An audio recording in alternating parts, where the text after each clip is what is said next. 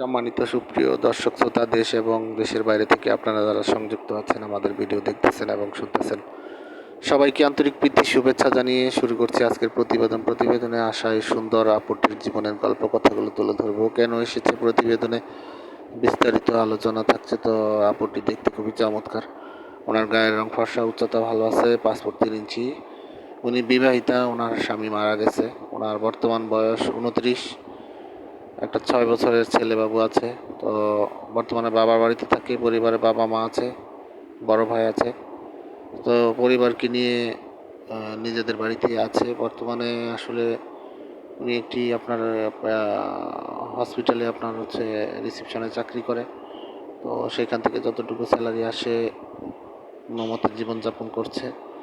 তো আসলে ছেলের ভবিষ্যতের কথা চিন্তা করে আবার নতুন করে জীবন শুরু করতে চায়। সেজন্য বয়স্ক হোক অথবা আপনার হচ্ছে 40, 45 বা 50-এর মধ্যে কোনো পাত্র পেলে উনি জীবনসঙ্গী করতে চায়। চেহারা নিয়ে কোনো বা বিবাহিত নিয়ে কোনো ওনার মাথা ব্যথা নেই, কিন্তু অবশ্যই কর্মটা একজন লোক খুঁজতেছে। তো ওনার সার্বিক পরিস্থিতি জেনে শুনে যদি কেউ সম্পর্ক করতে চান, স্ক্রিনে দেওয়া নাম্বারে ওনার সাথে কথা বলে ওনার নাম, ঠিকানা, ডিটেলস সব কিছু ওনার মুখ থেকে জেনে নিতে পারেন। আর উনি শিক্ষিতই মোটামুটি, উনি মেট্রিক পাস। আর উনি নামাজ কালাম কোরআন পড়তে পারেন, উনি মুসলিম। তো সেই ক্ষেত্রে যারা আগ্রহী আছেন, দেরি না করে স্ক্রিনে দেওয়া নাম্বারে যোগাযোগ করতে পারেন।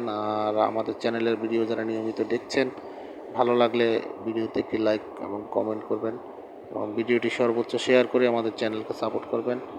চ্যানেলটিকে অবশ্যই সাবস্ক্রাইব করতে ভুলবেন না।